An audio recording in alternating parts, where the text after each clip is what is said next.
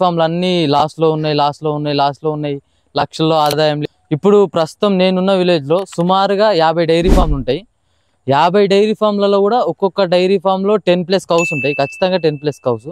మొత్తం కలిపితే సుమారుగా ఒకటే ఊర్లో ఒక 500 ఆవులు ఉంటాయి మొత్తం. సో ఇదంతా నేను ఎందుకు చెప్తున్నా అంటే, డైరీ ఫామ్ లో లాస్ కావడానికి మెయిన్ గా 5 రీజన్స్ ఉంటాయి.